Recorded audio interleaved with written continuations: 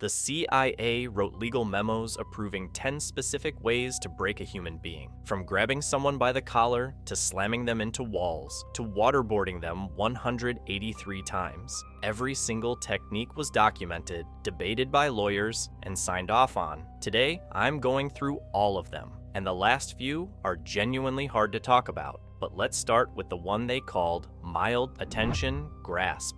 The CIA needed a legal memo to approve grabbing someone by the shirt collar. Let that sink in for a second. The attention grasp was exactly what it sounds like. An interrogator grabs a detainee by the collar, pulls them close, and holds them against a wall. That's it. That's the whole technique. It was classified as one of the mildest approved methods. So mild it didn't even require advance authorization. No paperwork needed. The goal wasn't pain, it was disorientation. A quick physical jolt to let the detainee know the interrogation had shifted gears. Here's the thing. Program defenders loved pointing to this technique as proof the methods were reasonable. See? We're just grabbing a shirt collar. But critics saw it differently. This wasn't the point. This was the doorway. The first rung on a ladder that gets very, very dark, and the next step up, it targets your face. Facial hold. This one sounds almost gentle. The interrogator places both palms on the sides of your face, thumbs on your chin, fingers spread across your cheeks, and holds your head completely still. That's it. No impact, no pain. Just someone gripping your face and forcing you to look directly at them. The CIA classified this as a corrective technique. Not coercive, corrective. Like you're a child being told to pay attention in class. And that's exactly what makes it so unsettling. This isn't about hurting you, it's about owning you. Total physical control of where you look, how you move, what you focus on. But here's the real purpose. This was almost never used alone. It was the opener. Interrogators would lock your face in place, force eye contact, and then transition into whatever came next. The calm before the storm. And what came next was often a lot less gentle. Like, say, an open palm to the face. Facial to you. Slap. Insult slap. This is where the program stops pretending it's not what it is. The insult slap was exactly what it sounds like. An open-handed slap across the face, targeting the area between the chin and the earlobe, designed to humiliate. Designed to hurt just enough to make you afraid of what comes next. But here's where it gets genuinely surreal. The CIA wrote rules for this. Detailed rules. The interrogator had to maintain 8 to 10 inches of distance before striking. Fingers had to be slightly spread. You were capped at 5 slaps per session and 15 per day. Let that sink in. Someone sat in an office, typed up a document specifying finger positioning for hitting a human being in the face, and filed it. That's not interrogation guidance. That's a recipe card for cruelty. And the reason those rules existed is darker than the rules themselves. Because when you write a regulation around something, you're admitting you know it's wrong. You're building a paper trail that says we knew this was painful, we knew this was degrading, and we did it anyway. But look, we kept it under 15. The bureaucracy wasn't a safeguard, it was a permission slip. This was the gateway moment, the line where questioning became something else entirely. And compared to what's coming next, a slap almost sounds merciful. Almost. Nudity forced. This one gets filed under psychological techniques, which is a phrase doing more heavy lifting than anything else in the entire program. Detainees were stripped completely naked, not for a few minutes during a session, for weeks, sometimes months. No clothes, no covering, nothing. And here's the detail that turns this from humiliation into something much worse. The rooms were kept at around 50 degrees Fahrenheit. That's 10 degrees Celsius. That's cold enough to make your muscles ache, your body shake, and your ability to think clearly deteriorate hour by hour. So this wasn't just about embarrassment. It was engineered physical discomfort with a convenient label slapped on it. Abu Zubaydah experienced this. Khalid Sheikh Mohammed experienced this. Multiple high-value detainees lived in this state for extended stretches, while the program's defenders insisted it wasn't physical torture because nobody was hitting them. The logic was simple. If there's no impact, no restraint, no water, it's psychological. Critics pointed out that prolonged cold exposure on bare skin is, by every medical definition, a physical stressor. But that distinction kept the paperwork clean, and forced nudity was still considered one of the lighter techniques, which tells you everything about what's coming next. Use of diapers. Here's where the CIA got genuinely creative with bureaucracy. Detainees were forced to wear diapers and denied any access to a bathroom. Not for hours, for days, sometimes weeks, often while simultaneously being sleep-deprived and locked into stress positions. But here's the kicker. This was never officially classified as an interrogation technique. The CIA categorized it as a detention condition. That distinction matters because detention conditions faced almost zero legal scrutiny compared to actual interrogation methods. It was a loophole and not an accidental one. They essentially invented a category roomy enough to fit anything they wanted into it, and diapers walked right through legal review without a second glance. And the target here wasn't pain, it was dignity. You're not extracting information by forcing someone to sit in their own waste for a week. You're dismantling their sense of self. You're making them feel less than human. Critics argued this was never about intelligence gathering. It was about breaking a person down psychologically until compliance became the only way to reclaim even a shred of dignity. But if you think bureaucratic loopholes are disturbing, wait until you see what the CIA did with something as simple as a light switch. Wall standing.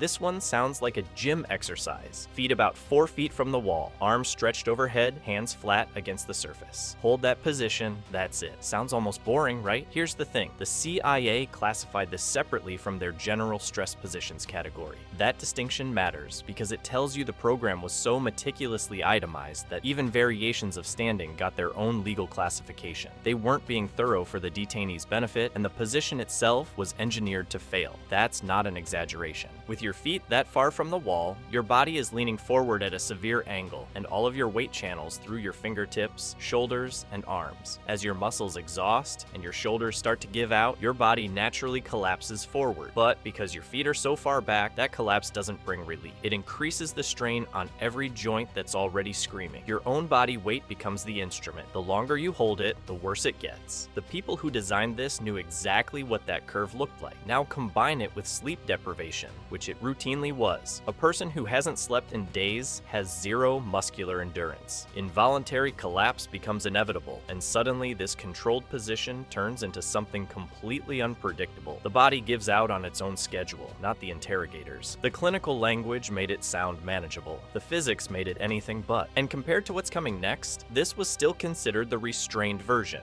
Use of insects.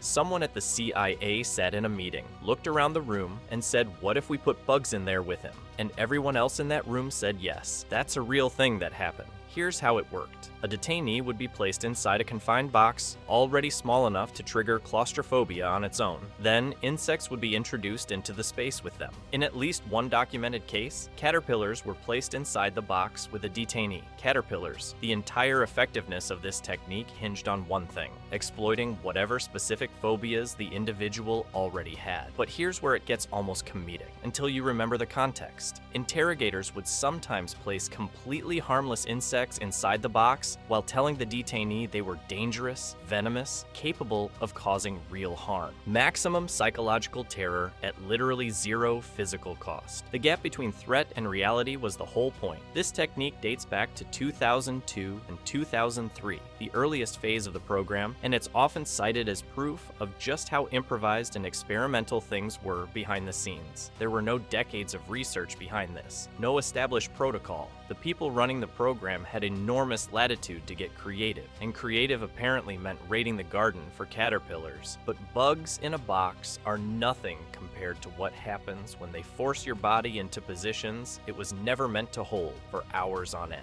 Dress positions. This one gets defended as merely uncomfortable. Let me explain what merely uncomfortable actually looked like. Detainees were forced into physically painful positions for 8 to 12 hours at a time, sometimes longer. Arms raised against walls, standing on toes, bodies contorted into postures that the human frame was never designed to hold, for an entire shift's worth of time. Sometimes multiple days in a row, layered with sleep deprivation and other techniques happening simultaneously. But here's where it gets really dark. Medical staff were present during these sessions. Doctors monitoring vital signs, checking for injury, making sure the detainee stayed healthy. Not healthy enough to stop, healthy enough to keep going. That's the detail that should sit with you. The entire point of having a doctor in the room was to calculate exactly how much pain a human body could absorb before it broke, and then keep them right below that line, and they still failed. Permanent muscle damage was documented. lasting nerve damage showed up in medical records. The bodies broke anyway. The doctors watched it happen, logged it, and the sessions continued. Merely uncomfortable doesn't cause permanent nerve damage. That's not discomfort. That's injury with a physician standing by to make sure you survive it. But if stress positions sound brutal on their own, wait until you see what happened when they threw detainees against walls on purpose. Sleep deprivation. This is the one that breaks the list wide open, because every technique before this was designed to scare you, humiliate you, or hurt you. Sleep deprivation is designed to break your brain, and it works. Detainees in the CIA program were kept awake for 96 to 180 continuous hours. That's up to 7.5 days without sleep. They were held upright the entire time to prevent them from drifting off. Khalid Sheikh Mohammed reportedly hit 180 hours straight. Let that sink in. A full week without a single second of rest. Here's where it gets complicated. Neuroscientific research tells us that after just 72 hours of sleep deprivation, the human brain starts producing effects that look identical to severe psychological illness, paranoia, hallucinations, a massive spike in false confessions, and that's the 3-day mark. These detainees were being pushed to double that and beyond. But here's the kicker. This wasn't a one-time thing. Multiple rounds were applied over months of detention. The damage was cumulative, and some of it appears to have been permanent. Sleep deprivation is one of the few techniques that even program defenders admitted had real interrogation value. People talk, but the exact mechanism that makes them talk, the complete breakdown of the brain's ability to separate truth from fiction, is the same mechanism that makes everything they say potentially worthless. You're destroying the one tool you need to get reliable information, and that contradiction is just the beginning, because the next technique on this list takes psychological warfare to a place that sounds like it belongs in a horror movie. Cramped confinement.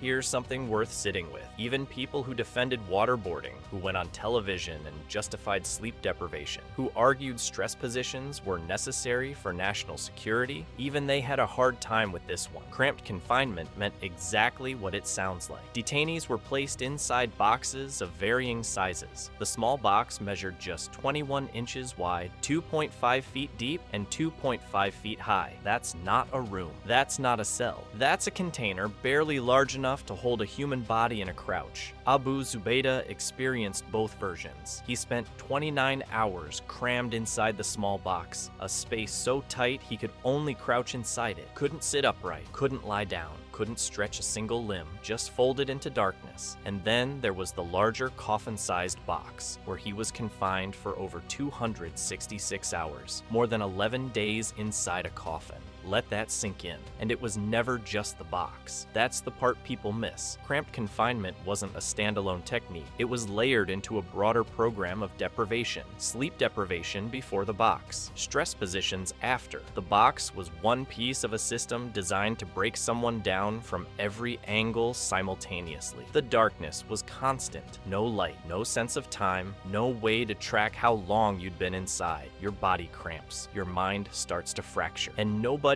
coming to check on you. When the people defending the program start quietly admitting that maybe this one went too far, that tells you everything you need to know. But at least cramped confinement kept you alive. The next technique was designed to make you believe you wouldn't be. Walling. The CIA built a custom wall for this. Let that sink in for a second. Walling meant grabbing a detainee, pulling them forward, and slamming them backward into a wall. Impact on the back and shoulders. And this wasn't a one-and-done thing. A single session could involve 10, 20, 30 or more repetitions, just slamming a human being into a wall over and over and over again. But here's where it gets almost darkly funny. The CIA actually constructed what they called a flexible false wall. It was designed to give slightly on impact, supposedly to reduce the risk of serious injury. They literally built custom infrastructure for throwing people into walls. That's not improvisation. That's contracting work. That's someone filling out a purchase order. And the safeguards, they didn't work. Medical records documented broken ribs, internal bruising, severe injuries that directly contradicted the neat, calibrated language in the legal memos that authorized the technique. The paperwork said controlled. The body said otherwise. This became one of the central controversies in the Senate report. The gap between what the legal memos described and what actually happened to real human beings was enormous. And the obvious question is whether those safeguards were ever meant to protect detainees, or whether they existed purely to protect the people authorizing it. Real safety measures versus paper safety measures. That question matters because walling wasn't some rare escalation reserved for extreme cases. It was a standard tool, one of the earliest and most frequently used physical techniques in the entire program. And if the safeguards failed here on one of the program's most common methods, wait until you hear what happened with the most infamous technique of them all: mock burial. This one is different. A detainee was placed inside a coffin-sized box. Sometimes dirt or sand was poured on top. The box was sealed, and then they waited. Minutes, hours, however long it took. Khalid Sheikh Mohammed reportedly experienced this, and unlike most of the techniques on this list, the goal here wasn't pain. It wasn't disorientation. It wasn't sleep deprivation slowly grinding someone down over days. Mock burial targeted something much older than any of that. It triggered the raw, primal, hardwired human fear of being buried alive. Interrogators reported that the panic responses were extreme. Not resistant detainee extreme, survival instinct extreme. The kind of terror that bypasses every rational thought in your brain and reduces you to an animal trying to claw its way out of a grave. Here's the thing that makes this one land differently. Mock burial was technically unauthorized. It was never officially approved as part of the Enhanced Interrogation Program, but it was documented in interrogation records. Think about what that means. A program that was supposedly operating under strict legal guidelines, with lawyers writing memos about exactly how many seconds you could pour water on someone's face, still produced interrogators who decided to bury a man in a box and cover it with dirt. Either the oversight failed completely, or nobody actually cared about the rules in the first place. Both answers are bad. This is often cited as the technique that most clearly crossed the internal line between harsh interrogation and torture. Not by critics, not by human rights organizations, by people who defended the other methods on this list. When the people inside the program look at something and say that went too far, you should probably listen. Waterboarding. 183 times. Khalid Sheikh Mohammed was waterboarded 183 times. Let that number sit for a second, because that's not an interrogation technique applied under extreme circumstances. That's a routine. Here's how it worked. A detainee was strapped to an inclined board, tilted so their head was lower than their feet. Then water was poured over a cloth covering their nose and mouth. This didn't simulate drowning. It triggered the exact same physiological response as actual drowning. Your body doesn't know the difference. Your lungs don't know the difference. Individual sessions lasted anywhere from 30 to 180 seconds, and multiple sessions were conducted per day. Abu Zubaydah was waterboarded 83 times. During sessions, detainees experienced involuntary gasping, vomiting, and in some cases, complete loss of consciousness. But here's the part that gets less coverage. The physical experience ended when the water stopped. The psychological damage didn't. Years after interrogations ended, detainees and even some individuals who underwent waterboarding voluntarily for training purposes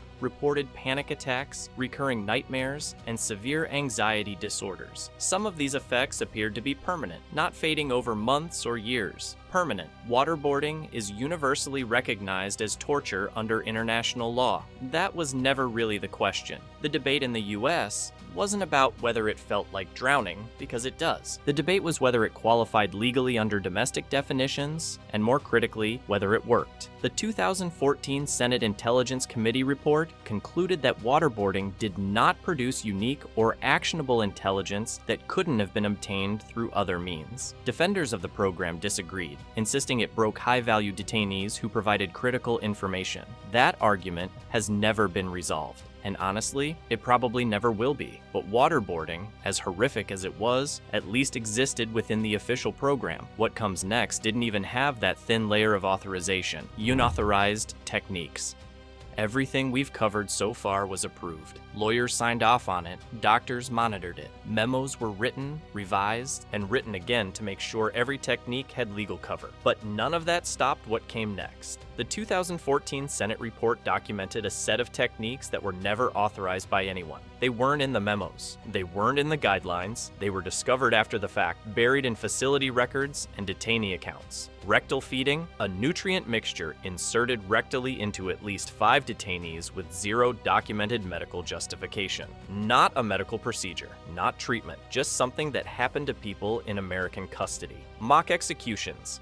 Guns fired near detainees' heads. In at least one case, a full simulated execution was staged with another detainee in the room, forced to listen and believe he was next. Threats against families. Detainees were told explicitly that their wives and children would be harmed. Not vague implications. Direct, specific threats against people who had nothing to do with any of this. Power drills. At least one detainee reported being hooded while someone held a running power drill inches from his head. Here's the thing. This program had lawyers. It had physicians on site. It had oversight memos and calibrated false walls and specific rules about how many times you could slap someone in a session. And it still produced this. That leaves you with 2 conclusions, and neither one is comfortable. Either the safeguards were structurally useless, incapable of preventing the exact abuses they were designed to prevent, or the people running this knew and chose not to stop it. Program defenders said these were rare exceptions that proved the system eventually caught abuses. Critics said they proved the system never had real control to begin with. Both of those things can be true at the same time, and that ambiguity, that unresolved tension between a system that technically existed and a reality it completely failed to prevent, is exactly where this story sits. There's no clean verdict. There's no satisfying conclusion. There's just the full list and what you decide it means. If you enjoyed this video and want to see more, click the video on the screen now.